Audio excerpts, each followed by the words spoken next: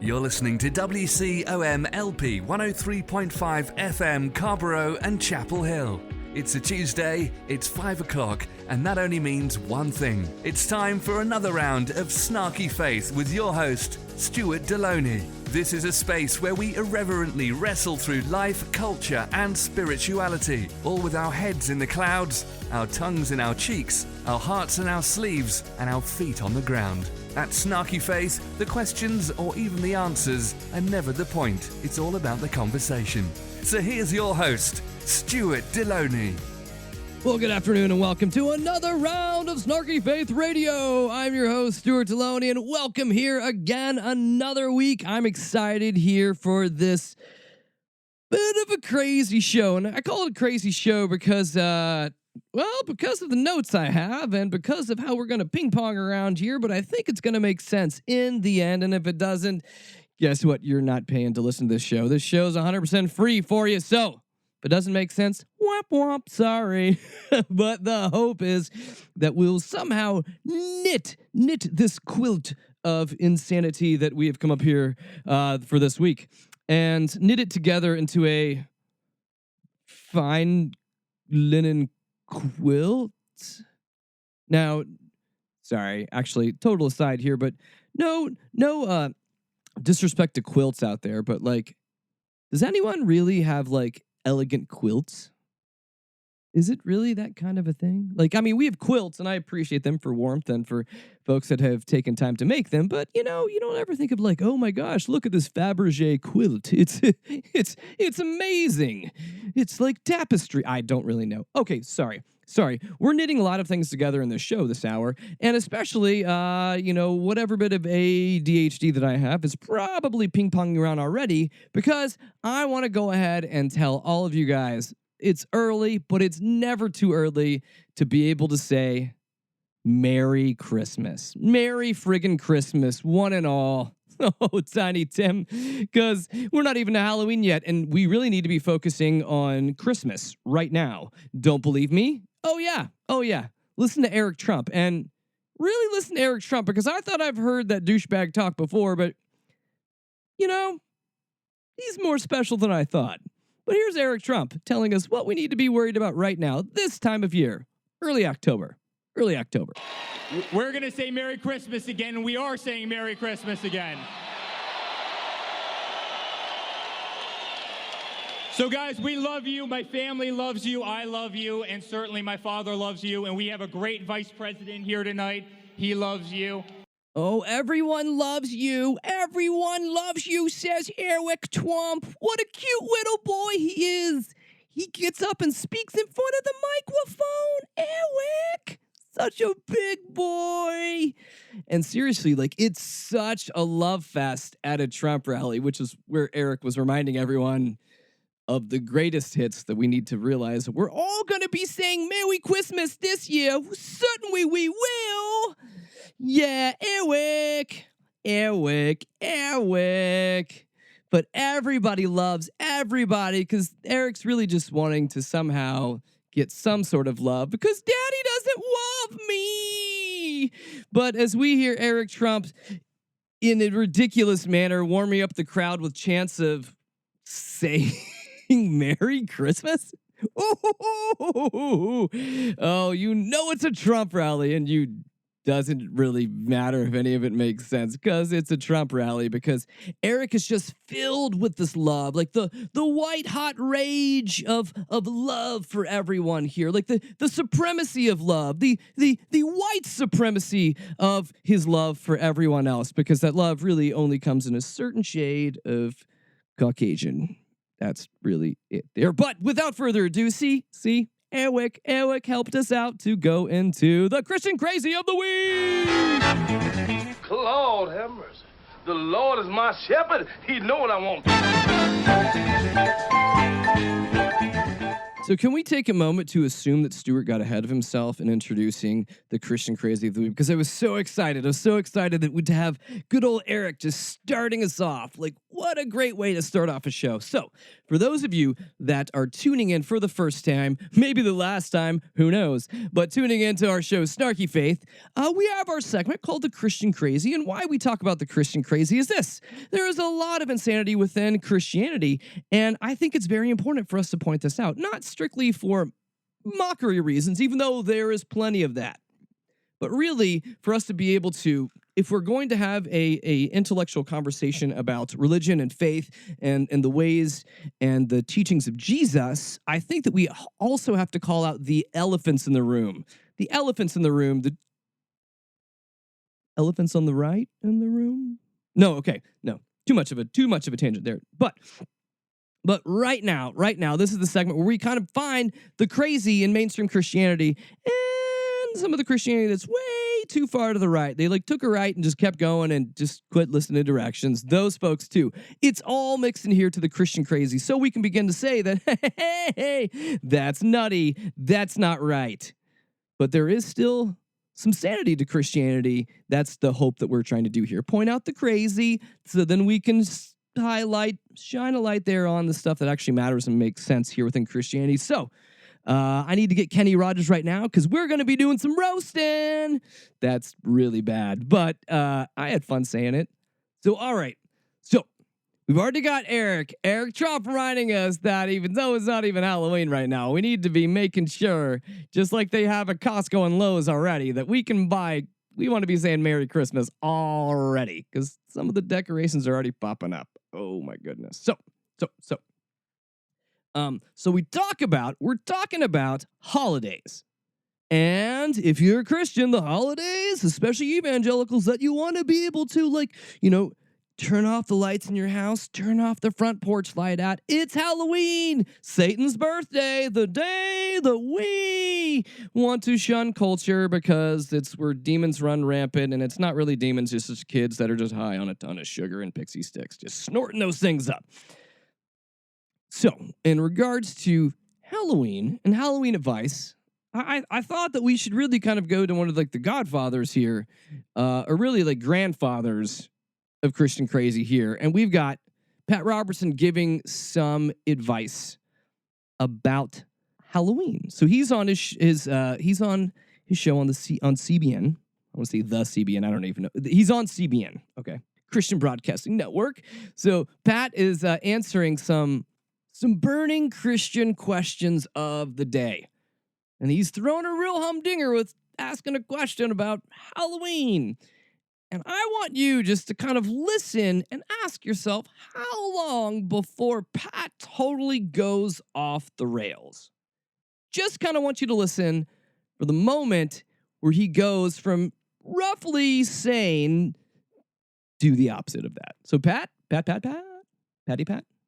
Here we go. This is George who says, Dear Pat, my family and I moved into a new neighborhood this past spring, and I've been made aware of a fall tradition in this area participates in surrounding Halloween. It's called booing. I've been told it's a take on the game Secret Santa, where a picture of a ghost is left on someone's door along with a small gift. The household that is booed is then supposed to boo another home the next night, and so on and so forth. I feel very uncomfortable with this practice. How should I keep this tradition off my doorstep without alienating my neighbors? I don't know how you're going to do it. One suggestion would be to decide that's the trip you're going to take to Florida and get out of town. Really. Well, yeah, if you can. I mean, I don't quite know what they're doing, what it's all about, but you don't want to be the freak in the neighborhood. You don't want to do that. And so, first off, I'm actually going to praise Pat. Pat came up with 2 answers for crazy Christian folks of kind of how to handle this in a way that doesn't make you seem like an a-hole, right? So first way, just be out of town. Just so happens you're taking a trip to Florida and you can't be home.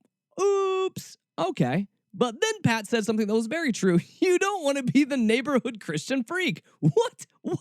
Pat, are you serious? I actually agree with you on this. Yeah. If you're a follower of Jesus, it's really best to not be the Christian freak on your street. that kind of just goes without saying. So, yeah, if Halloween's happening, man, bless your neighborhood. Bless them in whatever way possible. This game that people are doing kind of sounds fun. So, actually, wait, maybe I'm wrong. Maybe this shouldn't be in the Christian Crazy because Pat's doing so well, so well. Pat, keep it up, keep it up. I believe in you. I believe in you, man. I believe in you. I believe in you. Perhaps it's harmless. I don't know whether it is or not, and hopefully it is. But you don't have to participate in the occult in order to be accepted. You remember? Hold on. Whoa. Here's where we went off the rails first. So, first of all, what? The occult? What? Pat, come on. Neighbors being neighborly, but you also want to make sure you're not drinking blood, making human sacrifices, and being part of a cult or the occult? I don't know, because you never know. It's a slippery slope. One day you're taking candy bars from the neighbor. Next year you're just sacrificing virgins in the backyard during a full moon. Oh, just me? I'm the only one that happened to? Sorry. Yeah, maybe I got a little specific there on my answer. What? Okay. Maybe he can take a deep breath and get back on course, right? That had a little bit of good advice here, but we kind of derailed ourselves. But, I probably shouldn't be putting hope in him at all, but let's see what happens. You remember the story of Sodom and Gomorrah and Abraham's nephew Lot, and the people said, they tried to rape angels down there. I mean, it was awful. And Lot, he said he vexed his soul night and day, but he chose to live in that community. So I've never heard of this practice, but we totally, that's the, I feel like that's oftentimes a conservative Christian parachute is just the, you pull the ripcord and just start talking about Sodom and Gomorrah, because we can kind of take it and twist it into a narrative to our pleasing, right? In that situation, because angel rape, and I enjoy how he just kind of word salads it. Sodom and Gomorrah, Lot, angel rape. Hey, I don't know this practice of giving gifts to your neighbors, but yeah, if they're asking you to fuck angels, just, where this is going. You know where this is going. So no angel fucking. Thanks, Pat. Thanks. I'm going to put that down in my good to know diary here. Things that I didn't know before, but now that I do. Awesome. You can always lean on Pat Robertson to make it dark, macabre, and just a little off base. Just a little off base, a little too much. This is Donna, who says, it seems the death penalty is a topic at state and national levels. Why is it that the Christian stance seems to be to support the death penalty? Is there a scriptural basis? Are you kidding? Read the Bible, read the Old Testament. I tell you, if a son is ungovernable and will not listen to his parents, the parents can bring the son before the authorities, and the son will be executed. That's not punished, but I appreciate that distinction very, very much from Pat. It is it's absolutely beautiful. If you have an unruly child, you should be able to bring him in front of the authorities, not to punish him, but to execute him. Execution is far more effective than punishment. Sadly, Pat has not had any children that have lived. And that's not a true story. I have actually no idea. But now just kind of wait for that moment. Wait for that moment where his little sidekick tries to be like, hey, Pat, I know a little bit of the stuff in the Old Testament's a little bit eye for eye, tooth for toothy, but what about Jesus? Love, compassion, that kind of thing? Pat wants nothing of that. We want Old Testament rage. Cup overflowing of rage everywhere. That's what we want. And that's what he gives the people. Pat's just a man of the people. Go with the New Testament when they brought the woman who was caught in adultery with Jesus. But that, by the way, is non-scriptural. I want to tell you, that really wasn't in the authentic text, but it sounds good.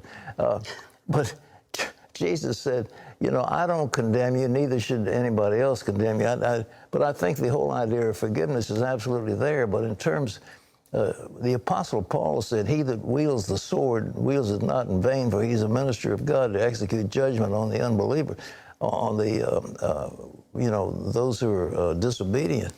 So he's a minister of God wielding judgment, and I do think the death penalty. You got Charles Manson. Why should the state have to pay hundreds and hundreds and hundreds of millions of dollars to incarcerate? Blah, blah, blah, yakety yak. Death is good. Old Testament God is who we like. We want to kill people. That's kind of where he's getting at here. If you kind of notice this, and I've talked about this, and I've noticed this very particularly amongst conservatives, evangelical conservatives, but there's this love of how they read the Bible, to where we have Old Testament God angry, Jesus not so angry, Paul angry. It's kind of all in how you read it and shade it and kind of what you emphasize. But it's what's fascinating is evangelicals in many ways would begin to tell you is that Jesus is King Jesus. Jesus matters more. But Jesus isn't that ragey. Jesus isn't that like killy or, I don't know, like mass murdery or full of vengeance and hate and rage. It just doesn't preach that well at your, local conservative rally. It doesn't work. So what we do is we elevate Old Testament. We kind of downgrade the story of Jesus. He's a useful tool. And then let's pull out Paul because Paul can be read pretty harsh. We like harsh. We like a harsh God. I just love this. That Pat just goes like, so many different directions about this to where like, yeah, the death penalty. The death penalty. Nothing gets me aroused like the death penalty. Sadly, that happens to a lot of Christians. I don't understand why. I really don't, nor do I actually want to know why. So talking about Christians who get oddly aroused by things, let's talk about Paula White. Paula White is a pastor. Okay, fine. She's over a congregation. She has written many books, and she's one of the lead people. She's like Trump's like lead spiritual advisor. That's right. And Paula's kind of, giving a little bit of behind the scenes and how she views her forte into politics and being there with Trumpy. And, can anyone spot the moment her comments sound a little bit misogynistic and rapey towards women? Can anyone kind of spot the theology that's a little askew in this? I mean, gold star to you if you can, because it's really hard to find it. Hard as Pat Robertson when we talk about the death penalty. That hard to find it. Actually, not at all. But we're going to go ahead and listen to that because I really want to get off of these metaphors. I talk about, and why would the evangelicals come out and vote for him? So I give all of that, how the board, like how that got formed, how the advisory board, literally the God aspect, what God told me to do, how I even got involved. Because one thing I said, I'll never do politics. But when it came down to it, it wasn't about doing politics. It was about an assignment to say no to President Trump would be saying no to God. And I won't do that. Is anyone hearing something that's a little kind of rapey and something that's really in Trump's wheelhouse? Like, he would love hearing that. A woman saying, well, saying no to President Trump is like saying no to God. Who am I to say no to his advances? What? Oh, that's so disgusting. That's so messed up. That's so off the reservation. But yeah, it's so great that this person is leading thousands of people and she's got the ear for the president and she's saying, oh, for me to say no to you, Donnie boy, it's like saying no to God. And I can't do that because you're God's chosen one. And you think that's sick? So we've kind of descended into this level of sick here. Paula White, like very sick. But I'm going to Trump that. Pun intended. Yep. If you think that's bad, we got Rick Wiles. Rick Wiles, Oh, Rick, I love you, buddy. I love you, buddy, because of this. Rick, just go ahead and talk. Just give us your little chitty chat on how you feel like Hillary Clinton's been doing lately. Huh? Like, this isn't partisan. This is just spiritual talk, right, Rick? Come on. Right. Okay, tell me about Hillary. Tell me about her right now. Physically, she's looking much better. She must be drinking a lot of blood. On the vampirism side. Yeah. I mean, because she's definitely getting transfusions because she's stronger. Yeah, she was pretty weak back there in 2016. That woman was falling apart. But they've obviously been taking her to a lot of spirit cooking events, and she's been revived. So I'd like to tell you right now that you don't need to go ahead and look up spirit cooking because I've already looked it up for you. But as soon as I looked it up, I saw a bunch of links to Alex Jones. So I was like, just let it be white noise. It's just Looney Tunes. Very, very Looney Tunes because apparently, Rick Wiles from True News, who literally, no sarcasm, no snark here at all. Rick Wiles, True News, have press credentials for the White House. Yep, True News can be there. They can be on the White House grounds covering news as they talk about spirit cooking. I don't really know what it means. But when I cook, I prefer using a little bit of garlic, a little bit of basil, and a hint of lime. Just a little, just a scotch. That's the best way to spirit cook. We love spirit cooking here around I don't really know what that means. And you probably shouldn't because it will probably make you dumber by looking it up. I'm just saying. And if we're talking about things that are going to make you dumber for just listening to it, well, that brings us to Jim Bakker. You don't get as dumb as this until you get to the Bakkers. Oh, the Bakkers. They are one of the prime examples of when conservatives like to run away from anything that has to do with education or intellectualism. Because in those spaces where there's no thought and no education, that's where Jim Bakker, he's the most powerful. So, yeah, Jim? The Antichrist is here. Yes. And 2 John 7, and for many deceivers are entered into the world who confess not that Jesus Christ has come in the flesh. This is a deceiver and an antichrist. I love how Jim just likes just reading out random scriptures and being like, people, newsflash. There is an antichrist. Where is my information for this? Oh, it's in the Bible that was written over 2,000 years ago. Not really newsflash. It's kind of just theology. I mean, nothing wrong with theology, but not really sure how he's getting a newsflash here. The Antichrist is moving around, awoken, because it's in time for Halloween. Maybe the Antichrist likes boo parties. People, that spirit you see in the street, that spirit that's causing young children to scream like demon-possessed kids, it's not global warming. It's God's judgment coming to this country. That's right.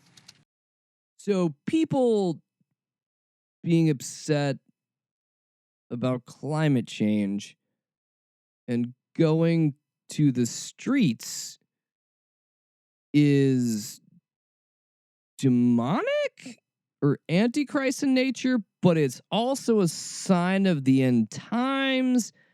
It's amazing. If you throw up enough word salad and just like throw scriptures here and there, like how it's just so obvious that we can have the end times be any way we want them to be. The Antichrist is here. He's pro climate change, but Jesus, I don't really even understand, because that's why we call this the Christian crazy. And so you've hung with us long enough to talk about the Christian crazy. So we are going to talk about some really, really, really interesting things that are going on here. Because Jim Bakker may be like, pish tosh, whatever, climate change, I don't know. So we're going to continue on to some other crazy things that I've talked about in little bits in the past. I wanted to get a little bit deeper into. So the first of those, it's kind of an extension. It's an extension of the Christian crazy. It's an extension of just insanity. So let's just go ahead and hop in. Kanye West. Bye. That's the end of the show. Good night. See you guys later. No. I've been sprinkling this in over the past couple weeks and just not really knowing when there was a good time for us to kind of do a dive into Kanye West and his new Sunday service. I would say Sunday services, but yeah, Kanye's kind of found Jesus, not Yeezus, but Jesus. But really, it's just Yeezus, and it's just Kanye feeling like I think he's the second coming. Maybe I'm not really sure. So I want to kind of just break this down over the next little while. So we're going to kind of have this, and then we're going to talk about something that's even a little bit crazier after that. A little bit of crazy today, but that's kind of most shows that we have here. Kind of trying to find sanity amongst the insanity. Got it? Buckle up. Here we go. So in order to talk about Kanye West effectively, we kind of have to talk about empty spirituality and empty hype. Kind of tracking with me here? Yeah. That's where you kind of blend some form of spirituality within materialism or capitalism. And so it ends up kind of becoming this really weird product that kind of like smells like faith, but tastes like you getting ripped off. Or for whoever's selling it, tastes like money. That kind of thing. So, in order for us to talk about Kanye, I'm going to talk about an article from the Christian Post. It has nothing to do with Kanye, but it has everything to do with Kanye. And this is by Janine Law, one of the reporters at the Christian Post. And it's entitled, $3,000, quote, Jesus shoes injected with holy water from the Jordan River sell out in minutes. And you're like, what? This sounds like a crazy story. It is. Okay, it is an absolutely bonkers, crazy story. Crazy story. And so, here's how it goes. I'm going to quote from the article. Brooklyn-based brand Mischief, which is MSCHF, released a limited edition Nike Air Max 97 sneaker that's, wait for it, filled with water from the Jordan River in the soles. And it costs just a mere $3,000 a pair. They're called Jesus shoes. Now, these things do reportedly have 60 cc's of water from the Jordan River that have apparently been blessed by a priest. And they're selling for over $3,000, and they sold out within minutes. What is wrong with the world, America? Like, if you want to have anybody, if you want to have like Pat Robertson, if you want to have Jim Baker like rail against like the end is near. Oh my God, God's judgment's coming upon us. When hearing this kind of stuff for me, it's like, oh, we're just judging ourselves with our own stupidity. Is this what they meant in Revelation? I don't know, but it's so stupid. And it costs $3,000 a pair. So again, spirituality that is kind of called art, but is marketed and eaten up by the masses because it's kind of just like kitschy. It's like the kitschy thing to do. Yeah. People bought $3,000 tennis shoes that had supposedly water from the Jordan River. And that's a real thing. Okay. That leads me to talk about Kanye West and Kanye's Sunday services, which in many ways are also like these shoes. And as a person who's like an advocate for mental health, a person, as in me, it doesn't bring me any pleasure to sit here and make fun of Kanye West's mental health issues. If you've seen him in interviews, if you've seen him talking to the Trump, I don't even know why I called him the Trump, but that probably is better. When he's talking to the Trump, it's hard to not recognize that Kanye's off his meds or should be on more meds. And I'm not doing this to necessarily parody him because, again, in the Christian Crazy, it's easy to make fun of these folks that are selling out their souls for money. And again, I'm not going to say here that Kanye's not making money off this because he is. But I want to kind of tread delicately in the crazy talk with Kanye because I do feel Kanye does need honest help. Not snarky wise, but actually like honestly caring about his mental health. So we have Kanye West, and he's establishing his own church kind of quasi. And when I actually mentioned the money part of this, Kanye kind of had one of his first, I don't think it was the first, but a first Sunday service at Coachella, which is a music concert, where they sold out some merchandise where they had $70 t-shirts, $225 crew neck sweatshirts that had the words church clothes on them.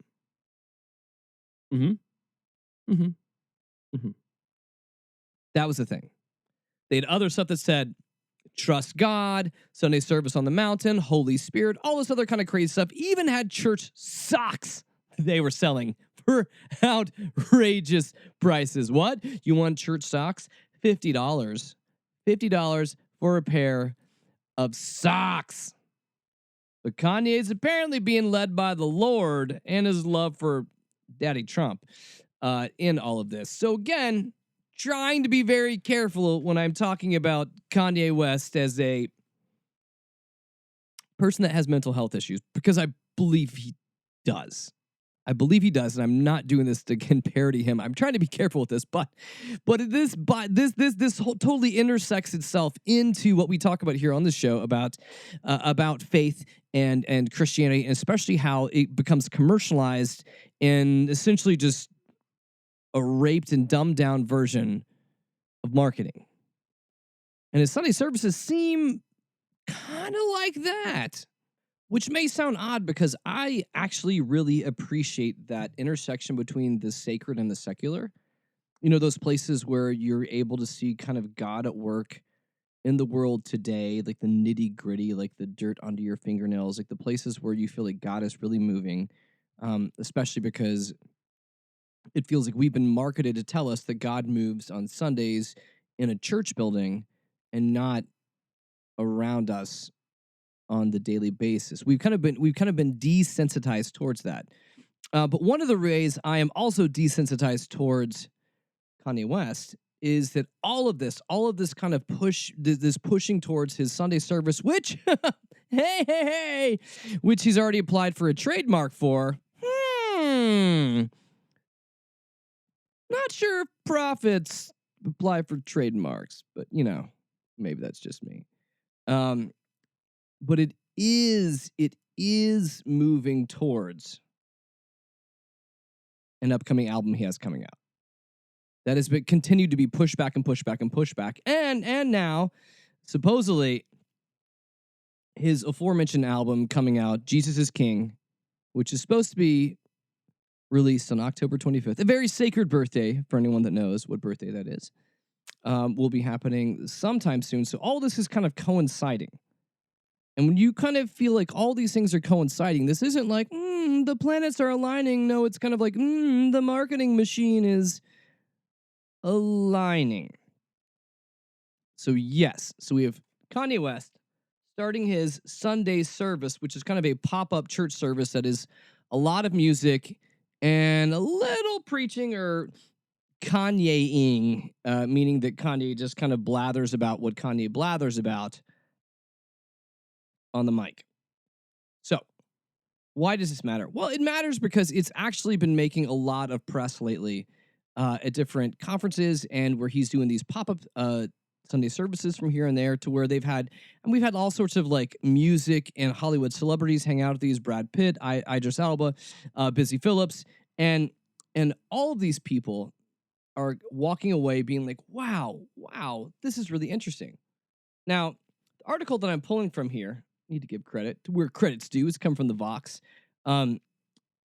entitled by Constance Grady, Kanye West Turn Towards Spirituality Explained. And as we're beginning to kind of explain this is, again, no knock against the author because Kanye West is not the easiest to define. Because again, little cray-cray. Also a little money. Because let's not forget that Kanye is married to Kim Kardashian, who knows how to just say turn a profit. So they both are kind of coming from that camp. That camp. And I mean turn a profit in a way that would make all of our Christian crazy prophets jealous for how much money they're making. So in many ways, Kanye and Kim are kind of what the Robert Jeffersons, I'm not really sure how to pluralize that. The Jeffersons, sorry, Jeffersons, we'll leave it there. And the Jim Bakers and the Rick Wiles, all these other folks that are peddling crazy for money. Kanye and Kim Ye have done it way, way, way better. They are like balling like the righteous gemstones. They are gemstone money. And the article kind of presents kind of the beginning of this like this, quoting Kanye, that he'd had an amazing evolution of being born again and being saved by Christ. And Sunday service started as a way to, quote, just heal himself. And since then, West has decided to open up the service to friends and family and then to the public. And it started off healing for him, but now it's become something that he wants to share with everyone else. Yes. So the same Kanye that feels like Trump is his also spiritual father. But so none of this is crazy, right? But I do like how the article fits this into the question of how does this church fit into the Kardashian West family business? Well, the extended Kardashian West Kardashian Jenner clan is no stranger to the church business. Kim Kardashian's mother, Kris Jenner, is the founder of the California Community Church, a venture that gossip blogs generally refer to as a tax shelter, where members are required to either tithe $1,000 a month or 10% of their annual income. And Kim herself says she pays 10%, and it's one of the charities that she routinely donates to. So we're beginning to kind of see this idea that the Kardashian Jenner clan had figured out the churches are great tax shelters, and they're great ways to be able to manipulate people. What? This is crazy. Because it's so true. So is this a cult? The article asks. I mean, how do you want to define cult? Stuart answers.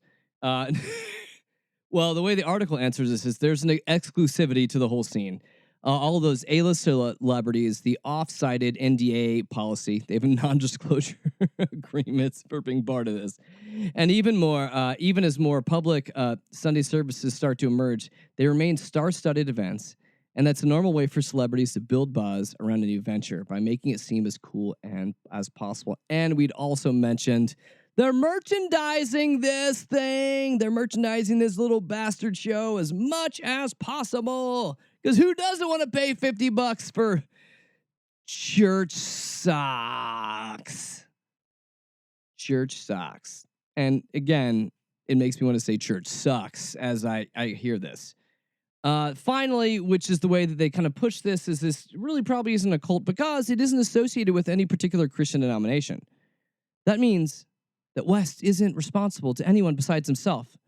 If something goes wrong with his fledgling organization, or if anything, anyone happens to abuse the power, in legitimate churches, you have to a place to complain to. No. Okay. Actually, I think the fact that it's only about Kanye makes it more cult-like. One of like the best, if you want to realize if your church has gone off the rails or if your church is acting like a cult, try to look towards accountability structures. So does the person in charge have someone else that holds them accountable? Are there structures for if the person that is in charge is AKA pastor, pastoress, whatever you want to call them, reverend, priest, does that person have a check and balance in how they're running things? If they don't, or if they don't really have one, meaning that you may see one that it seems like symbolic or as a gesture out there, it's a cult and run away from it. So is Kanye's little Sunday service venture a cult? Probably not. It's probably just a way to be able to bilk money out of people. And it kind of comes from that whole SoCal flavor of Christianity where you end up having like the Biebers are connected with Judah Smith and a bunch of other sleazy hype pastors. We've kind of seen preachers and sneakers that we've talked about here in the past, which again, a lot of these pastors, again, sorry, let me explain. Preachers and Sneakers, follow it on Instagram, is an Instagram account that actually shows the swag, aka the clothes and shoes, etc., that a lot of these bling bling rich pastors like to wear. Kind of throws it out there to be able to shame them, essentially saying is, wow, if you're a pastor really preaching the gospel, why do you have $3,000 shoes? I don't even care that they're filled with water from the Jordan River that has been blessed by anybody. This is a scam.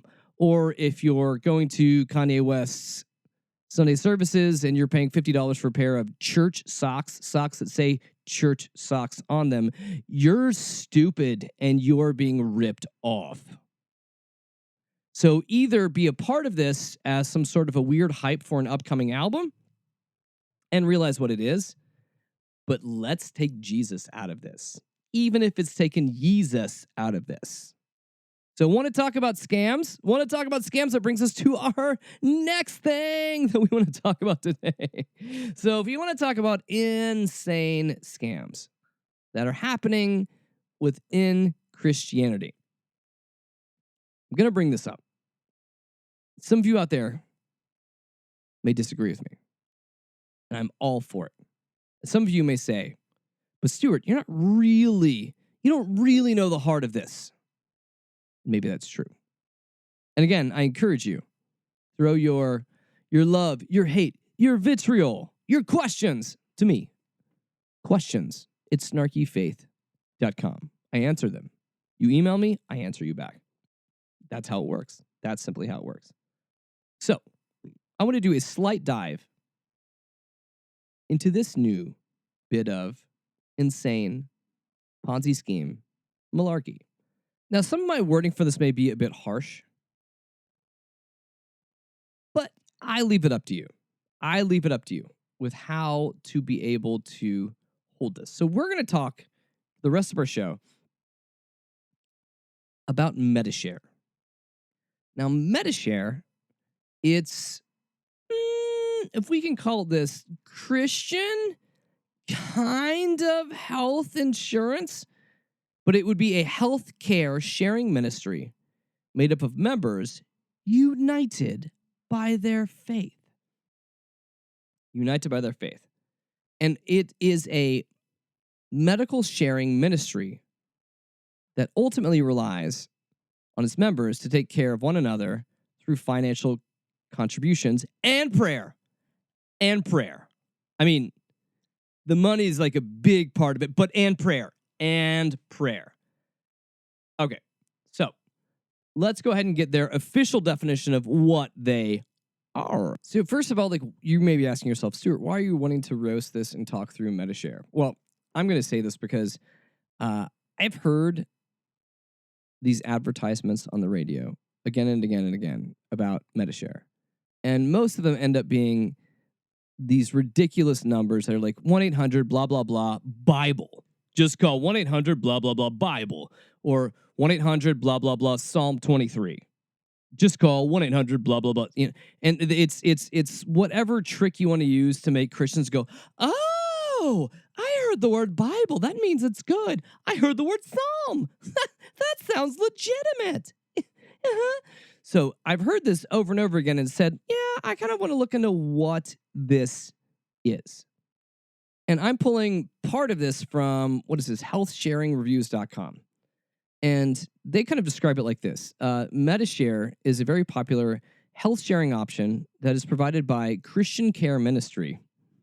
Not dubious at all. Christian Care Ministry. And the ministry's Wikipedia page claims that there are over 300,145 Medi-Share members since June of 2017. So, when we look at this, we can begin to realize, this is actually not a small thing. And they also claim that they've done over $1 billion in shared medical billings amongst their members. Now, when you begin to hear stuff like this is like the Christian way to be able to deal with your health bills, and we give you prayer. But the first thing that I would hear from all of this, which I found kind of some of their advertising slightly deceptive, was the fact that this is actually not health insurance. Though it's kind of shadily packaged like it's health insurance for Christians and Christians alone. And there are many others like this on the market that are selling themselves like they are health insurance for Christians, where they are flatly not that. And a lot of this rose out of Obamacare. So when there was a mandate for the Affordable Health Care Act, where people were being forced to have some sort of health care or then be charged, you saw a lot of these type of ministries, air quotes, come about. And for some, there's many people online that will continue to say they are godsend, they are wonderful and amazing, and others feel like they're quite deceptive and kind of sneaky in how they handle their practices. And organizations like this operate really well as long as you continue to pay what you need to pay every month. Because the idea is that, hey, you may be paying $200, $300, $1,000 a month, but as long as you're not pulling from it, it kind of works in this kind of collective pool pattern, right? Someone else has a need, their need gets paid for. And then eventually you've paid in enough and your need gets paid for, right? Right? Seems kind of good. Again, not insurance, not insurance, not insurance. This is the thing that they need to continue to hammer into your head with this, because there's tons of stories out here where people have asked as they signed up, does this cover pregnancy? Yes, it does. And then they find out afterwards, no, it doesn't. Does it cover these conditions? At first, when they're signing up, sure it does. When they need to ask money for it, no, it doesn't. So the problem that you have existing here is you have a system that you're paying into, but you might or might not get the share that is out of the Medi-Share. See what I'm getting at here? And what it really appears like to me is that this is another way for people to rip off people, because just like we've seen, if something's stamped organic or non-GMO, it makes us all excited and feeling progressive. Well, to other crowds, if you stamp it Christian, it sounds amazing. It sounds amazing. Whether it's Kanye's socks or fake health insurance, it sounds amazing, and people just cannot give them their money fast enough. So as you've heard me say this, that it's not insurance, the important reason I keep telling you it's not insurance is because it's not regulated. It's not regulated like normal insurance is regulated. So you may have an issue with how they handle it. You may have an issue with whether or not they pay for your surgery or your procedure and whether they don't. And most states are not able to be able to go after them because they are not health insurance. Kind of see what I'm getting at here? Kind of see where I'm getting at here? Because there's always a catch. And I'm going to mention the catch because this comes from an article from the Huffington Post called "There's a Christian Alternative to Obamacare, but there is a catch." A catch. So, some ministries like this, these are a cheaper alternative to things like traditional private insurance or to Obamacare. But those other two things are required to be regulated. And some ministries like Medi-Share have annual or lifetime limits, and others set restrictions on what they will cover. For example, certain ones don't cover psychiatric care. Others will prevent certain cancer screenings. Others, like Medi-Share, will require that you ascribe to a certain set of beliefs to be part of their system. They want you to be able, all of their members, to embrace a Christian lifestyle. So they literally expect you to be a regular churchgoer. You are not allowed to use tobacco or illegal drugs. And you must, quote, only engage in sexual relations within a biblical Christian marriage. Now, Medi-Share won't also help you with, with reproductive health or anything having to do with STDs. And we begin to see this again as falsities. They're selling a system that tries to say that this is an alternative towards normal insurance, and it's really not. And it works for some, but it doesn't work for a lot. But on top of it, there are all of these heavy, obtrusive claims that are trying to force you into being a certain way. We'll cover this, but we won't cover this because we don't feel like this is what we would cover in our faith. And there are many pre-existing conditions within Medi-Share. So whether or not Medi-Share is a scam, which I know I called it earlier, it's kind of left up to you. But I would hope people of faith are being wise and steadfast and aware and awake to what's going on today. So as we mentioned, wise and aware and awake to what is going on today, I've got like a final bit of a quote I want to talk through. And it kind of sums up where we've kind of gone all through today.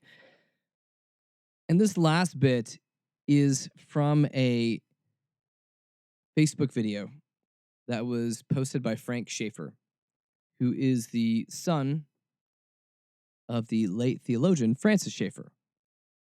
And he is talking about essentially the sham that is the religious right that he and his father were part of.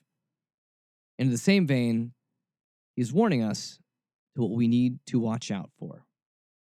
So let's listen to him. Hi, my name is Frank Schaeffer. In the 1970s and 80s, I was the religious fundamentalist, religious right sidekick to my father, Francis Schaeffer, who was one of the founders of the religious right, and along with C. Everett Koop, founded the Protestant anti-abortion movement. I've traveled a long way since then to becoming an activist on the progressive side of politics. I happen to be a fan of Elizabeth Warren. I happen to think that the next president should be a woman to answer the misogynist groper Donald Trump. But that aside for a moment, I want to draw on my past as an evangelical white Christian at that time, no longer, may I say, who understands the inside of that movement. First, evangelicalism no longer exists in America in its white nationalist form. It is now a Trump personality cult. Second, leaders who I knew in my youth, like Franklin Graham, son of Billy Graham, and people like Dr. Robert Jeffress, pastor of First Baptist in Dallas, Ralph Reed, Jerry Falwell Jr., no longer represent evangelical Christianity in its traditional form. They are the sycophant, lickspittle enablers of the neo-fascist white supremacist Donald Trump. How far will they go? Jeffress predicts, and I think pushes for a civil war if his leader should lose. Franklin Graham backs him up. How far have we come when religious leaders are calling for violence? Make no mistake, Donald Trump's calls for violence, veiled or unveiled, calling fascists mighty good people, etc., led to pipe bombs being sent to Democratic leaders, led to the gunning down of Jews in a synagogue, etc. We know where we stand. But that the evangelicals have now crossed the line, setting up a future in which, should Trump lose the election, they will call it bogus. They will say it was rigged. They will do the same thing they do with their so-called fake news and tell bold-faced lies, push conspiracy theories. And what he means here is this. Out of all that we've talked here over this last hour, it's about being people that are rational, sane, grounded, contemplative people. People that see the world the way it is, but also want to figure out how we can change it and help it. People that are people that that believe in the words and the ways of Jesus, people that pray and believe that God still has something for this weird and broken and polarized world. So instead of being told how to think, of being pushed into certain directions or told how to vote, we need to be a people that hold up our ethics, that hold up our beliefs, that hold up who we are, and don't let others tell us who we're supposed to be. We need to be a people that see the world around us and see the hurting and the pain and saying that there is a different way. There's a way we can help people. That sees like the commercialism and the materialism and says, I don't really want to be part of this. I don't want to be part of this sickness. Because the road to a better way begins with you and it begins with me. And it begins with us living it out every day. So as we end this broadcast, just a reminder that you can catch us on podcast at www.snarkyfaith.com. You can also catch us on Facebook and Twitter. Just look up Snarky Faith. But I send you out this week with the holiest amount of grace and snark and peace. You are enough just as you are to make a difference. So be brave enough, be bold enough to walk that out. I'll catch you guys next week. I'm out of here. WCOM is listener-supported community radio, and Snarky Faith is only possible through our sponsors. Lumen, a spiritual community of seekers, sojourners, question-askers, doubters, and skeptics, is a collective of fellow travelers that embrace the truth that all of life is sacred, hope is real, and tomorrow can be a better day than today. All are welcome. You can find more information at www.lumencommunities.com.